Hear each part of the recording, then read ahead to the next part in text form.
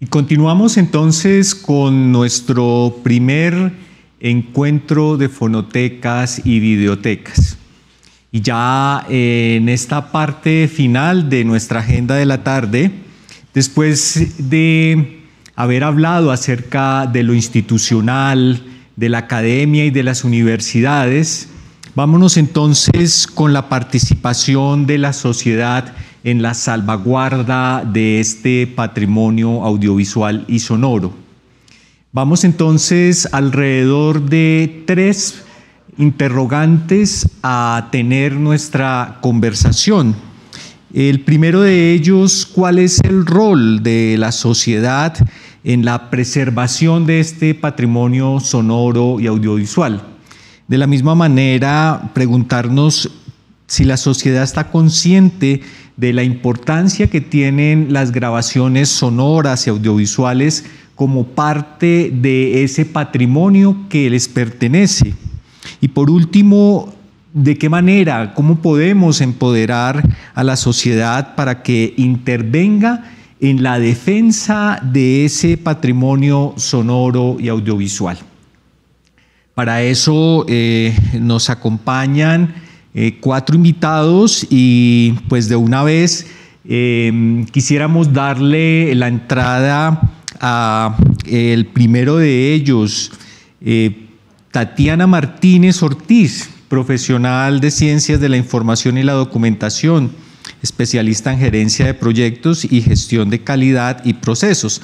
Actualmente trabaja en la Biblioteca Luis Ángel Arango, que pertenece al Banco de la República. Tatiana, gracias por estar con nosotros. Buenas tardes, ¿cómo estás? Y bueno, de una, ¿qué nos cuentas alrededor de este tema? Bueno, hola, buenas noches para todos. Pues no, primero que todo, súper agradecida, estoy muy feliz de participar en este evento en representación de la biblioteca. Pues agradezco a RTBC, a Señal Memoria, a RIPDASA, también pues al Centro de Investigaciones Bibliotecológicas de la UNAM. Y pues nada, para nosotros como biblioteca pública, pues es un evento supremamente importante en el tema de salvaguarda del patrimonio, en este caso de los archivos sonoros y audiovisuales. Bueno, como ya pues todos, yo creo que la mayoría de profesionales y expertos que han pasado, tanto a nivel nacional como internacional, conocen la Biblioteca Luis Ángel Arango, bien sea por fines investigativos o por fines, no sé, de pronto de paseo, porque pues la Biblioteca Luis Ángel Arango es un ícono en la ciudad, en el centro histórico de Bogotá, entonces pues yo creo que ya muchos conocen la biblioteca. La biblioteca es el centro o es el núcleo de la red de bibliotecas del Banco de la República. Somos 23 bibliotecas a nivel nacional. La biblioteca lleva más de 60 años con sus puertas abiertas al conocimiento, pues al ser una biblioteca pública tiene como una función muy importante de tipo informativo y cultural. Entonces trata en lo posible de ser un ente democratizador del conocimiento.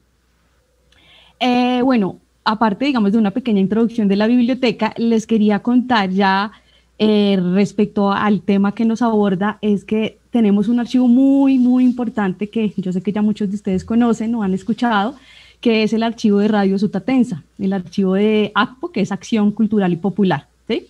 Es un archivo que nosotros empezamos a recibir desde el año 2008, es un archivo muy, muy importante, muy integral y muy bonito, en donde pues se muestra un proyecto de educación fundamental integral con el que recibieron formación muchos campesinos en todo el país entre los años 1947 y 1994. Fue un proyecto de alfabetización rural masiva y fue encabezado por Monseñor José Joaquín Salcedo. Él ideó y dirigió, digamos, este proyecto durante más de 40 años. Este proyecto fue también, digamos, como un foco o pues un hito, marcó un hito en la historia de la educación y la radio en Colombia y en Latinoamérica.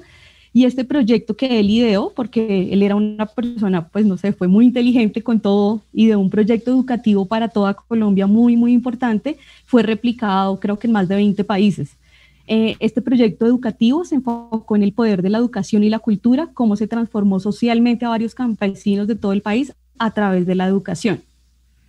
Nosotros tenemos más de 150.000 ítems de diferentes formatos. En su mayoría pues tenemos todas las grabaciones de los programas radiales, tenemos los libretos de esas grabaciones, tenemos las grabaciones de las radionovelas, los libretos que es muy, muy bonito leerlos, tenemos muchísima correspondencia entre los campesinos, entre pues, los formadores, entre los padres.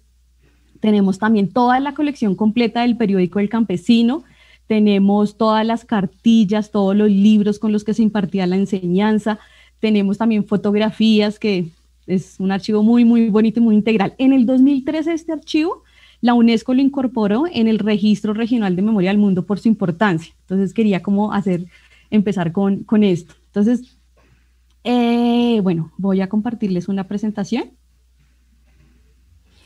Listo, entonces, pues digamos que respecto a las preguntas que tocamos el día de hoy respecto al rol o a la participación social en la salvaguarda del patrimonio sonoro y audiovisual, es importante mencionar un poco y rápidamente la Convención para la Salvaguardia del Patrimonio Cultural Inmaterial de la UNESCO, que se hizo en octubre del 2003. En esta convención se habla del patrimonio cultural inmaterial como todo ese tipo de manifestaciones, representaciones, conocimiento que representa a las comunidades, a los grupos sociales de generación en generación, ¿sí? Toda esa información, toda esa cultura, digamos que nos representa a nosotros en los países, en las regiones y en las localidades.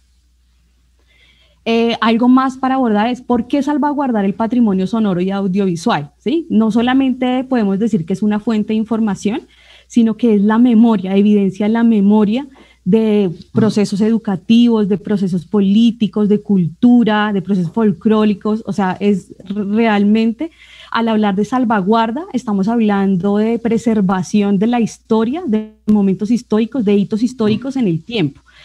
Otro aspecto importante de por qué salvaguardar el patrimonio sonoro es porque debido a su obsolescencia tecnológica hay muchos formatos que contienen esta información valiosa que son muy frágiles y muy vulnerables. No es como el papel.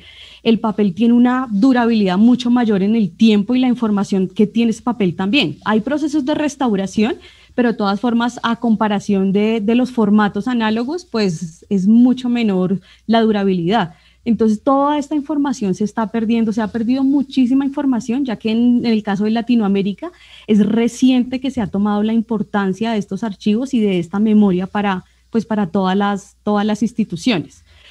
Bueno, yo quise abordar el rol de la sociedad en la preservación del patrimonio sonoro y audiovisual, hablando directamente desde los actores o algunos de los actores que participan pues en la sociedad respecto a esta salvaguarda. Están los profesionales. En esto quiero hablar de todo ese conocimiento, toda esa experticia que tienen los profesionales en documentación, en archivística, en tecnología, en comunicación.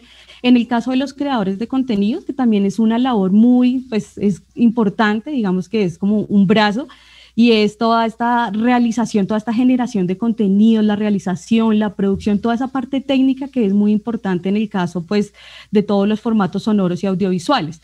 Las instituciones son los centros de documentación, biblioteca, llámese instituciones públicas o privadas que tienen esa labor muy, muy importante de salvaguardar, de tener estos acervos sonoros y audiovisuales que son importantes para nosotros y que es importante que se dé accesibilidad a estos contenidos. Están los usuarios y la comunidad en general, que son los ciudadanos del común que van a esto, que no conocen esos acervos que nosotros pues conservamos en nuestras instalaciones y que pues también tienen una participación importante en esta preservación. El gobierno como ente rector de nuestros países, con el cual se dan las políticas públicas y nacionales para la preservación, para la protección de este patrimonio. Los investigadores y académicos, que son, digamos, un grupo social particular, aparte de los usuarios o de la ciudadanía común, ya que ellos tienen una relación un poco más directa y conocen un poco más los archivos, los contenidos, ya que con esto generan conocimiento científico, cultural o cualquier tipo de conocimiento. Ahora bien, respondiendo a la pregunta, digamos, como central de esta discusión, es cómo empoderar a la sociedad para que se involucre en la protección del patrimonio sonoro y audiovisual. Entonces, la sociedad Es decir, yo no me puedo empoderar o yo no puedo participar en algo que no conozco. O sea, lo clave para mí, digamos, como institución, como biblioteca pública, como agente democratizador, es divulgar los contenidos en el caso del archivo que les comentaba, el archivo el archivo de ACPO, de Radio Sutatensa. Para esto, por lo menos nosotros, en el 2017 hubo una exposición muy bonita en la biblioteca de este archivo. A raíz de eso salieron muchas publicaciones, salieron libros, salieron folletos, salieron muchas investigaciones, y a partir del 2017 el archivo se empezó a mover muchísimo, tiene muchas más consultas ahora. Entonces, digamos que es una forma de que la gente conozca en los acervos que nosotros tenemos, pues para que los puedan empoderar y los puedan como conocer como suyos, que se interesen por la información que tenemos en estos acervos. Nosotros también hicimos, ahí como se ve en la imagen, tenemos un proyecto virtual que está en la biblioteca virtual. Yo les puedo compartir el link. Es un proyecto que se hizo en medio de la exposición de Radio Sutatensa en el 2017, y hay una serie de testimonios de los campesinos que fueron formados en este proceso de las escuelas radiofónicas, y hay unos testimonios muy bonitos, hay imágenes, están las imágenes de hay por lo menos algo muy particular que no sabía, sino que lo conocí fue en estos videos, y es el ACPO móvil, que era como un carrito, como un móvil, una camionetica muy chiquita que tenían directamente desde ACPO en Sutatensa, y con ello transmitían y llevaban todos los materiales a los campesinos, porque obviamente pues son zonas rurales que son muy, muy alejadas de las ciudades principales. Bueno, hablando, digamos, esto es en cuanto a la accesibilidad. Otro tema que quise abordar de cómo hacer que la sociedad se empodere, y es respecto a la descripción colaborativa, ¿sí?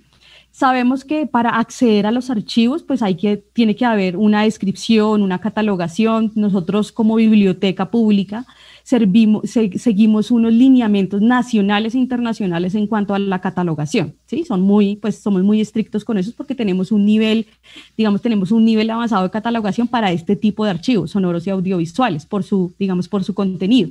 Pero yo propongo, entonces, que la descripción sea un poco más colaborativa, no solamente siguiendo ese tema, digamos, estructural de norma, sino empoderando a las personas, tanto bien sean historiadores, investigadores, a las personas del común que tengan conocimiento y experticia de estos archivos, o que tengan historias que pueda ser muy, pues, no sé, como muy benéficas precisamente para ayudar a nuestro catálogo, a que la gente lo consulte, o que, no sé, que hayan historias, bien sea científicas, fundamentadas, así como historias de la gente del común, que nos puedan ayudar para este tipo de descripción. Y por último, la educación ciudadana, que yo la enfoqué, digamos, como en dos aspectos. El primer aspecto es la educación como tal, la formación del ciudadano común, el usuario que va a la biblioteca Luis Ángel Arango, una formación de tipo de que conozca, de que se concientice de la memoria histórica y de la memoria, el conocimiento que nosotros tenemos con estos archivos sonoros y audiovisuales, de la forma como puede consultar los archivos, de las herramientas educativas y didácticas que tenemos respecto a los contenidos de los archivos, respecto al tema de derechos de autor, porque ya sabemos que estos archivos también pues algunos tienen un tema de derechos de autor que no se puede consultar en su totalidad, o bueno, depende. Y por otro lado, la formación de profesionales, como lo hablaba una panelista en otra de las mesas, es importantísima la formación de profesionales en la preservación y la gestión de todo, pues de estos acervos sonoros y audiovisuales. Y ya con esto termino mi intervención. Muchas gracias.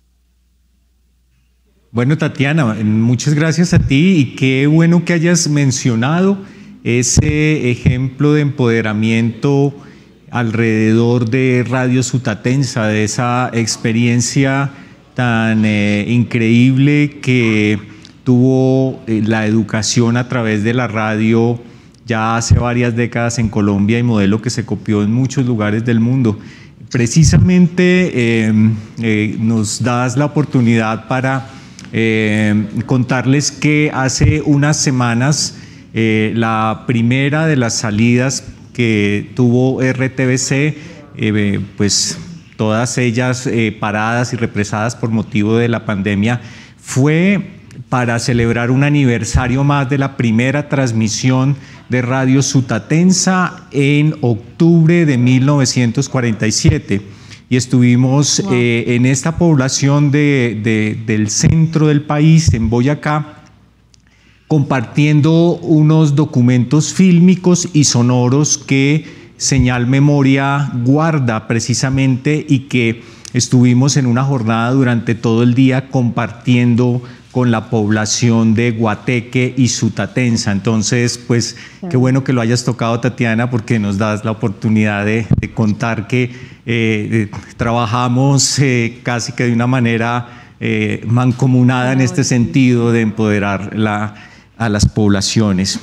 Bueno, y entonces, siguiendo con este tema, quisiera invitar a Paula Félix Didier. Ella es especialista en conservación, restauración y archivo de medios audiovisuales, y actualmente es la directora del Museo de Cine Pablo Ducros-Heiken de Buenos Aires, en Argentina. Paula, bienvenida a este panel, a esta conversación. ¿Y qué podemos hablar acerca del empoderamiento de los archivos audiovisuales y sonoros por parte de las sociedades? Bueno, buenas noches. Para mí aquí ya es de noche. Y muchísimas gracias por la invitación. Yo soy un poco sapo de otro pozo, porque aquí han sido la mayoría archivos de televisión o sonoros o bibliotecas. El nuestro es el Museo de Cine, y voy a compartirles una pantalla porque supongo que muchos de ustedes ni lo conocen. Así se lo muestro. El Museo del Cine, en realidad, bueno, se fundó en 1971, y a pesar de ese nombre, el Museo del Cine en realidad es un museo del audiovisual, pero específicamente dedicado al cine argentino. Hemos empezado a coleccionar también algo de televisión. Tenemos formato fílmico, formato analógico y digital, pero además de las películas, el museo guarda vestuarios, afiches, bocetos, partituras.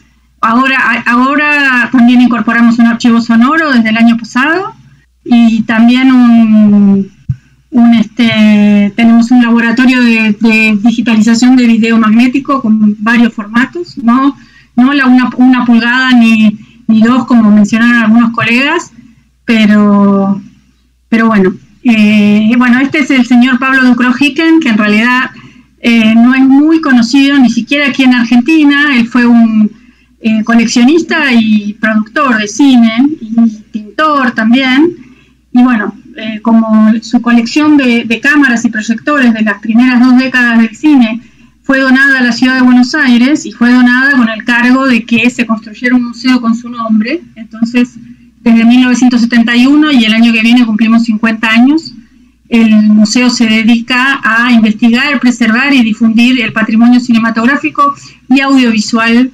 Hemos ido modificando un poco la misión del museo para que sea la del patrimonio audiovisual desde sus orígenes. Un poco estas son las salas del museo, para que lo conozcan, si quieren, y si alguna vez andan por el barrio de La Boca en Buenos Aires, pueden pasar por el museo. Y bueno, como esta es una presentación muy breve, yo me centré como una forma de responder a las preguntas que nos hicieron en algunas experiencias del museo en relación a mediación, con algunos casos concretos de ideas que tuvimos en el museo para acercar el archivo a la gente, y de alguna manera lograr este empoderamiento que, como dijo Tatiana, si el archivo no se conoce, es imposible pedir, digamos, el apoyo y lograr la creación de conciencia, o dar, como dijo también otra colega más temprano, dar la batalla cultural que en muchos de nuestros países latinoamericanos, y en Argentina sobre todo, es muy importante dar, porque Argentina en términos de política pública para el patrimonio audiovisual estamos muy atrasados, incluso tal vez más que muchos de los países de la región. Entonces, bueno, les cuento concretamente algunas experiencias. Por ejemplo, una de ellas venimos realizando desde hace 15 años el Día de las Películas Familiares, acompañando el movimiento del Home Movie Day en el resto del mundo, que es, bueno, le pedimos a la gente que abra sus propios archivos y traiga sus propias películas hogareñas o caseras, y nosotros las proyectamos en la sala del museo, y de alguna manera se genera una situación en la que, por un lado, los archivistas les mostramos la importancia incluso porque la gente trae sus películas y dice, pero esto es mi casamiento, esto es mi cumpleaños, esto a quién le va a interesar. Entonces, esta idea del valor de la imagen en movimiento, del valor de todas las imágenes en movimiento, de todo aquello que se puede aprender y que se puede experimentar viendo estas películas, la gente termina sintiendo como propias a las familias de otros, se genera una sensación de comunidad que es muy hermosa, y siempre tenemos situaciones muy, muy conmovedoras, y además nos permite explicar la importancia de guardar los originales, de qué modo los tienen que guardar, ¿no? Bueno, las condiciones, no lo guarden en una caja de zapatos en su armario, sino que hay ciertas condiciones que mantener. La cuestión de la digitalización, también explicar un poco la cuestión de que la digitalización no es la solución para todos nuestros problemas, que los archivos digitales generan otros problemas que también son caros, y que los originales siempre hay que guardarlos, ¿no? Entonces, un poco el Día de las Películas Familiares nos permite abordar casi todos los temas, pero desde un lugar muy personal, ¿no? Porque además la gente trae sus películas, muchas veces no las han visto en mucho tiempo, a veces son parientes que no han visto en mucho tiempo, o lugares. Nos ha pasado que dos personas descubrieron que eran vecinas en su infancia, a partir de ver que estaban filmadas en la misma calle. Otra señora trajo su casamiento y trajo a toda la familia y a los nietos que nunca lo habían visto, y el abuelo había muerto hacía 2 meses, así que la mujer vino vestida como para un casamiento. Entonces se genera algo comunitario muy lindo que además permite establecer este valor que tienen las imágenes en movimiento. Así que bueno, el Home Movie Day es una de nuestras actividades anuales que tienen que ver con esta idea de abrir y acercar el archivo a la gente. Otro ejemplo que tuvimos fue Sucesos Intervenidos, que es un largometraje que se hizo a partir de materiales del noticiero Sucesos Argentinos, que fue un noticiero cinematográfico que salió desde la década del 30 hasta la década del 70 en Argentina, y lo que hicimos fue digitalizar 3 noticieros, que son un total de media hora de material, y darles a cada uno de 26 directores muy importantes del cine argentino actual esos materiales para que nos produzcan y los intervengan de manera de tal de darnos 3 minutos cada uno, con los cuales hicimos un largo que se estrenó y anduvo por festivales, pero además repetimos la experiencia en escuelas secundarias con adolescentes, que también les acercamos el archivo y ellos eligieron cómo trabajar e intervenirlo, y eso también lo hemos repetido en conjunto con el Ministerio de Educación. Así que esa es una segunda experiencia que ha sido realmente muy valiosa para abrir el archivo. Otra experiencia, esta la puedo pasar muy rápido, es el primer largometraje argentino que nosotros rescatamos en el museo y finalmente estrenamos en su centenario en el Teatro Colón, que es el teatro lírico de la Argentina. Entonces, un poco mostrar que en ese escenario tan prestigioso se puede dar una película muda, que se había estrenado en el Teatro Colón 100 años atrás, y bueno, y la rescatamos. Y finalmente las experiencias con los chicos, que también enseñarles la historia de los medios audiovisuales con distintos formatos. Entonces aquí vemos el laboratorio de cine pintado. Este es un centro de chicos en situación de calle a los que les llevamos un taller de video para que aprendan con sus propias herramientas a trabajar en video y en video analógico en muchas de las situaciones. Ven aquí haciendo efectos especiales, pero con formatos analógicos, con una cámara M9000 para mostrarles que digamos, que se hace, cómo se hacían películas, no solamente con el fílmico, sino también con el video magnético. Bueno, los resultados los hemos pasado en el museo. Y finalmente, para cerrar, porque ya me recontrapasé, una serie que hicimos con la directora Lorena Muñoz. Hicimos una serie para la televisión pública que se llama Películas Recuperadas y son 8 capítulos, donde cada capítulo cuenta el rescate, la preservación y o restauración de una película en su contexto, en distintos lugares de la Argentina, y realmente ha sido una experiencia maravillosa para acercar al público qué es lo que nosotros hacemos, ¿no? Que es algo que, bueno, aquí en el estudio de la televisión pública, contando también un proyecto, el de la serie y unas remeras que hicimos con el museo. Y esto de mostrar el backstage, ¿no? Que para nosotros es muy importante en el museo.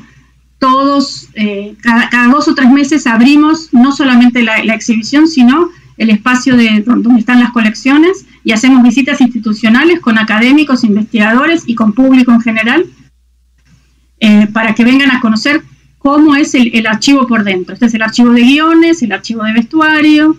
Esta es una visita institucional con no videntes, por ejemplo, para mostrarles también tocando y organizando actividades específicas para la comunidad no vidente. Así que un poco, bueno, es un popurrí, me pasé, así que este ya lo dejo. Un popurrí de algunas de las actividades que nosotros hacemos para acercar las colecciones al público, y yo creo que de alguna manera empoderarnos como institución y empoderar al público en relación a los archivos. Eso es todo. Gracias, Paula. Creo que nos dejas la inquietud de qué manera podemos replicar estas experiencias alrededor del cine y cómo les ha permitido empoderar a la sociedad alrededor de ello, para replicarlo también en los escenarios nuestros y de los países iberoamericanos que hemos estado hoy acá vinculados en este primer encuentro de fonotecas y videotecas. Y saludamos entonces también a Marcis Lenis Hernández. Él es licenciado en Historia y es el encargado del archivo audiovisual de la Cinemateca Universitaria Enrique Ponce Garay. Allí se dedica precisamente al rescate, conservación y difusión del patrimonio audiovisual hondureño. Marcis, bienvenido, muchas gracias por compartir tus experiencias y qué nos cuentas desde Honduras. Muy buenas, saludos. Bueno, en primer lugar, agradecer la invitación. La doctora Perla fue muy amable en invitarnos, y normalmente se cree que América Latina solo es México y América del Sur, y se nos olvida Centroamérica, o a veces algunas personas creen que México es parte de Centroamérica, pero no. Aquí estamos para hablar un poco de nuestras realidades y de estas realidades que tenemos aquí en Centroamérica.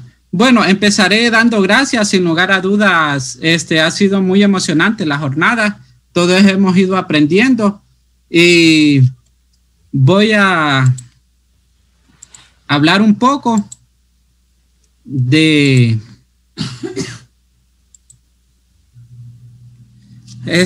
la Cinemateca Universitaria Enrique Ponce Garay. Empezaré diciendo lo siguiente, ¿verdad? Que en Honduras no existe, para empezar, un Ministerio de Cultura.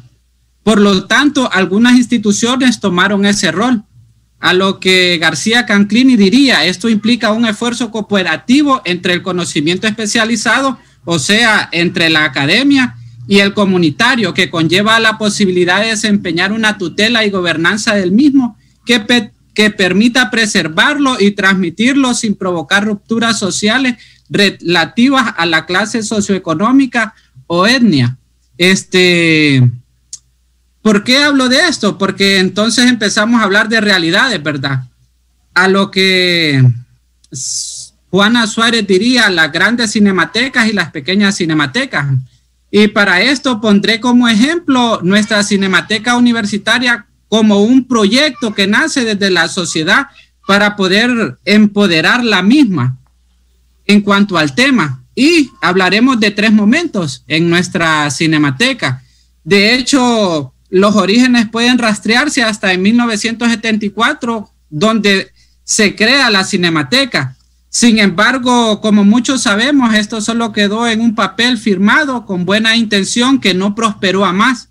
Luego, en el 2008, ya se toman decisiones concretas desde el Estado para la creación ya de una cinemateca. Sin embargo, es durante el golpe de Estado del 2009 donde toda iniciativa se trunca y el proyecto fracasa totalmente. Entonces ya hay un tercer momento y fue ya durante el año 2013 a raíz de un encuentro con la rectora Julieta Castellano, que es la directora de la Universidad Nacional Autónoma de Honduras. Se hace una propuesta para crear la Cinemateca Universitaria y es a partir del 7 de septiembre del 2014 que empieza a funcionar esta cinemateca gracias al esfuerzo en gran parte de René Poc. Él es un francés que tiene más de 47 años de estar aquí haciendo cine en Honduras y gran parte de ese esfuerzo de él fue la creación de esta cinemateca.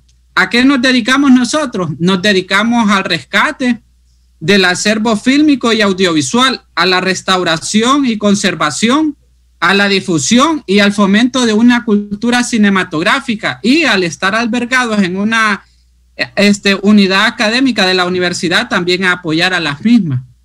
¿Qué unidades nos componen? Bueno, nosotros son 6 unidades y es una filmoteca, una videoteca, una audioteca, una biblioteca. Estamos pensando en un museo del cine hondureño y en el material no visual que incluye guiones, póster y toda una serie de elementos. Entonces, ante tal trabajo, nosotros hemos hecho el esfuerzo. De hecho, solo somos 6 personas las que trabajamos en la cinemateca.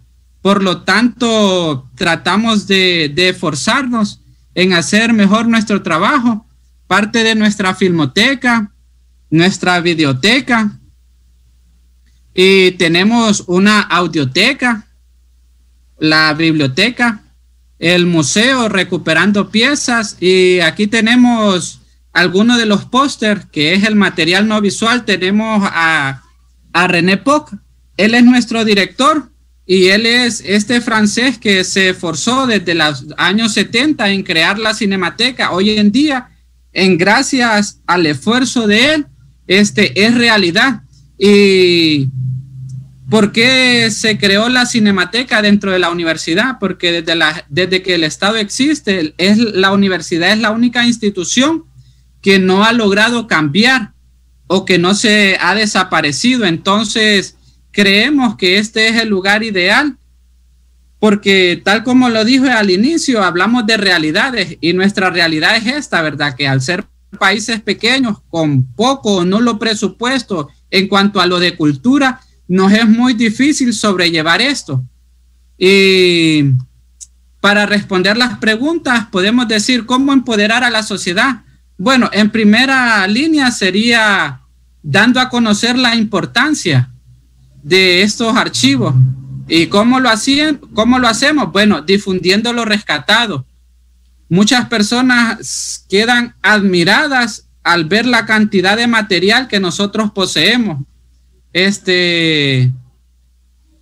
Porque se cree que el cine es algo nuevo y que lo audiovisual es algo nuevo, pero cuando nosotros enseñamos cinta de los años 50, 60 y 70 y empezamos a ver la cantidad de VHS que se posee o de 3/4, las personas quedan fascinadas, ¿verdad? Y de esta manera, al quedar fascinadas, fácilmente logran darnos o compartirnos el material que ellos poseen. Entonces, en primera línea de acción, trabajamos con aquellas personas que producen o que tienen material audiovisual para poder rescatar.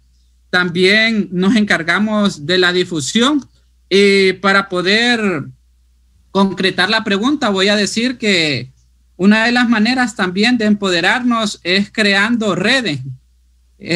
Hace 2 años se creó la Red Centroamericana y del Caribe del Patrimonio Fílmico y Audiovisual con el fin de poder unir esfuerzos.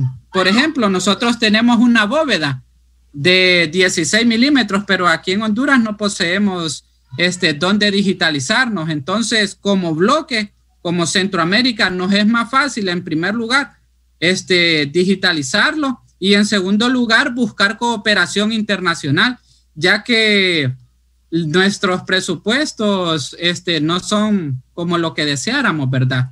Entonces, como red, al apoyarnos y crear esto en conjunto, podemos ser más fuertes y poder ser tomados en cuenta, pues, también para poder empezar a tener presencia a nivel internacional, pero también a poder rescatar dentro de nuestro ambiente, dentro de nuestra sociedad misma, el patrimonio audiovisual.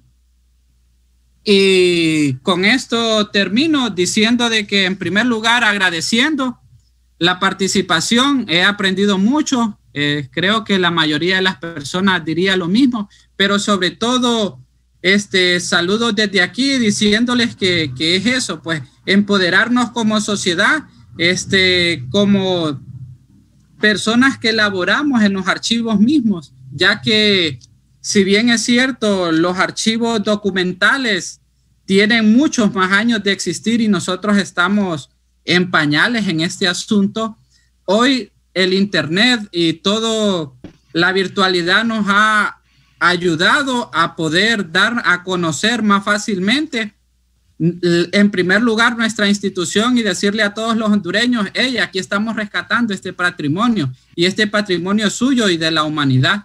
Entonces, muchas gracias por la amabilidad y la invitación. Marcis, gracias a ti y al equipo de la Cinemateca Universitaria por compartirnos esa experiencia. Realmente nos llena de mucha alegría conocerla, y pues creo que tu testimonio nos ayuda muchísimo a entender de las maneras y la inventiva alrededor de la participación y el empoderamiento de la sociedad. Bueno, y para concluir también con este panel, tenemos a el último de nuestros invitados, Carlos Emilio Raigoso, de la Universidad Nacional de Colombia. Carlos Emilio, bienvenido, muchísimas gracias por estar con nosotros. Y en cuanto a la participación de la sociedad, ¿cuál es tu punto de vista? ¿Qué nos quieres compartir? Bueno, muchas gracias por la invitación. Pues tengo que confesarles que pues el mundo donde yo habito no tengo un conocimiento tan especializado como el que muchas personas aquí han planteado. Y tal vez las reflexiones que yo voy a proponer aquí van más de la parte experiencial y de algunas otras asociaciones de pensamiento que he hecho de otras disciplinas y que están relacionadas con las preguntas que, entre otras, me parecen muy provocadoras en el sentido de, pues digamos, que permiten un conjunto de discusiones realmente muy amplias.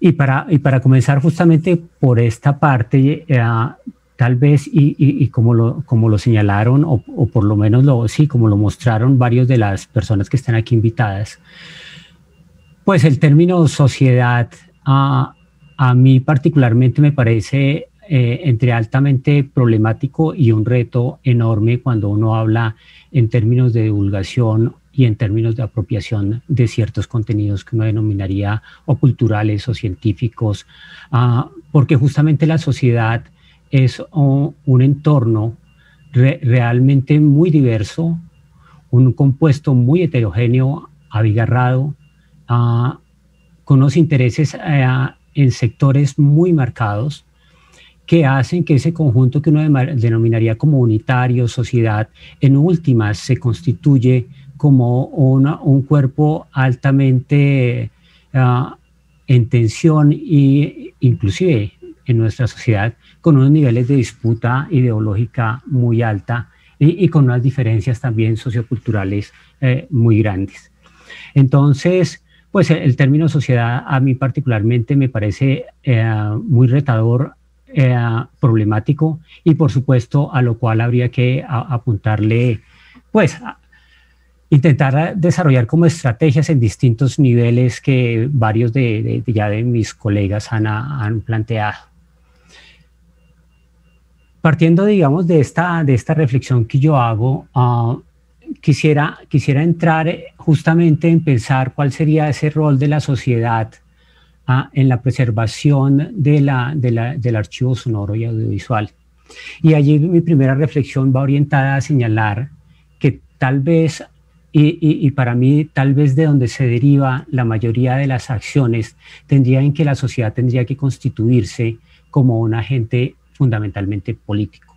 Y político no, en el sentido más allá pues, del partidismo, como a veces se entendería, sino en el sentido político de erigirse en sectores o en fragmentos o en segmentos o en conglomerados, como quiera denominarse, que le permitan formarse como una parte interesada digamos, en el acceso, uso, consumo, divulgación, difusión del patrimonio audiovisual y sonoro. Tendría que constituirse de esa manera, de tal forma que estos grupos sociales o esta sociedad pues tenga por supuesto una representación política que pueda demandar del mismo Estado unas regulaciones, unas normas, unas leyes y de las mismas instituciones que un conjunto de normatividades que le permitan a él como usuario acceder a esos materiales. De tal forma que los materiales que se van conservando en el tiempo, pues no sean considerados como un servicio únicamente que una institución o organización presenta, sino como un derecho que puede reclamar el ciudadano, que puede reclamar la sociedad en su conjunto como parte de su formación. Eso, por supuesto, obligaría a que el Estado y lo que el Estado regula, es decir, al conjunto del otro que uno llamaría la sociedad compuesta por sus sectores económicos, políticos, pues le otorguen a esta serie de normatividad los recursos que sean suficientes justamente para todas estas problemáticas que permanentemente se hacen evidentes en este tipo de encuentros donde nosotros decimos, pues recuperar un archivo tiene un valor, digamos, económicamente es demandante, es muy alto, es exigente en su tecnología, es exigente en el tiempo y eso demanda unos recursos y tal vez una característica común que uno percibe en todo lado es que justamente ese recurso económico que determinaría también pues la formación de personas, el acceso a instrumentos, a materiales, pues no se da. Entonces yo creo que ese rol político es fundamental. Un segundo rol que yo veo en la sociedad es, y tal vez aquí difiero un poco, o espero no estar malinterpretándolos aparte de mis colegas, y es que yo particularmente considero que sí, el acceso es muy, muy, muy importante, pero si la sociedad, entendida de esa manera, como yo la digo, fragmentaria y un poco tensionante, no se ve identificada con esos archivos, el uso y consumo de esos materiales, de ese patrimonio audiovisual y sonoro, pues no va a ser utilizado. Y para mí justamente ese es uno de los puntos tal vez nucleares, porque el acceso a esos materiales le permitiría a la sociedad justamente resignificar esos contenidos. Yo creo que ahí es donde tiene valor. En la medida en que yo me acerque a un archivo, en que lo logre interpretar e incorporar en mi vivencia, en mi vida, en mi ser y estar de hoy, yo creo que ese valor de archivo sonoro y audiovisual, ese sentido del patrimonio creo que se hace netamente evidente, y para mí tendría que ir en esa línea, y creo que eso no lo garantiza únicamente la divulgación o el permiso para acceder a ciertos contenidos. Creo que hay que trabajar más de fondo, y creo que ahí tiene que ver mucho un trabajo en las bases educativas, en trabajar desde las formaciones básicas del preescolar, de la primaria, de la secundaria, y hacer entender que así como existen los libros, que así como existen hoy estas figuras de la Internet, existen también los archivos audiovisuales como una base documental y como un documento que necesariamente es parte de la cultura y que tendría que hacer parte de la formación de las personas. Otro elemento que a mí me pareció también muy llamativo, y era la pregunta sobre si las grabaciones audiovisuales, ¿sí?, si éramos conscientes como conjunto, como sociedad, de la importancia de estos archivos. Yo particularmente diría que en términos generales sí, pero que tenemos distintas asignaciones de importancia al acceso a estos archivos. Y pienso como ejemplo, por ejemplo, en los coleccionistas musicales, quienes dedican, por no decir no solo su recurso económico, sino su vida a ser cultores de colecciones musicales y a volverse eruditos en ese campo. O pienso, por ejemplo, en los investigadores que pertenecen a nuestras academias, en donde los archivos audiovisuales y sonoros se vuelven unas bases fundamentales importantes.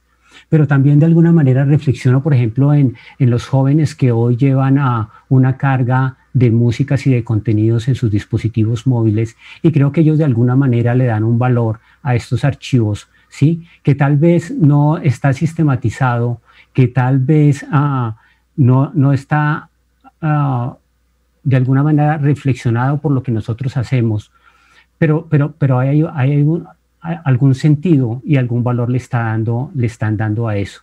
Entonces yo creo que son distintos niveles de importancia, y tal vez en donde yo veo que podría existir un gran trabajo es justamente en mirar cómo esos niveles de importancia se hacen evidentes, cómo se dan unas prioridades sobre esos niveles de importancia, de tal forma que estos archivos pues efectivamente sigan siendo parte de la vida de las personas, y no solo parte de esa vida, sino también cómo le permiten interpretar ese mundo que están habitando. Finalmente, todo eso, digamos, para decir que la sociedad, pues cuando uno habla de empoderar a la sociedad, yo ahí pienso que de entrada tenemos una carencia en donde la sociedad ha ido por un lado, y el tema de los archivos sonoros y de la producción de esos contenidos ha ido por otro lado. Creo que no se ha hecho una conexión entre lo uno y lo otro, y si yo estoy preocupado por empoderar a la sociedad es porque en algún momento ha habido un vacío en donde la sociedad no ha ido a la par con esos archivos sonoros o no lo ha reconocido como parte de su existencia. Entonces, yo creería que lo primero, o de las cosas que habría que hacerlo, es justamente integrarlo desde la producción misma de los contenidos, de tal forma que cuando esos contenidos que hoy producimos se vuelven archivo, pues las personas se vean allí identificadas y sean parte justamente de esas producciones. Y creo que la educación va a ser otro elemento fundamental para que nosotros nos consideremos, para que realmente apreciemos el valor de esos archivos, para que justamente los consultemos, los divulguemos y probablemente se los heredemos a las generaciones que vienen. Eso es más o menos mis reflexiones de acuerdo a las preguntas que ustedes nos habían planteado. Les agradezco a todos su atención, y al público y a mis colegas panelistas. Carlos, muy interesante tu reflexión, sobre todo que nos ha llevado a unos campos o unos escenarios que no habíamos tocado: el rol político, la identidad de las producciones, precisamente con esta sociedad de la que mencionas, y el papel de la educación.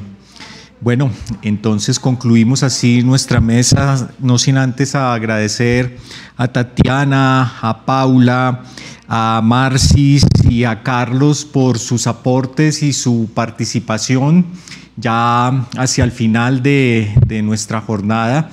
Muchísimas gracias y bueno, queden conectados que todavía nos faltan unos minuticos de este encuentro y de esta larga y productiva jornada. Muchísimas gracias.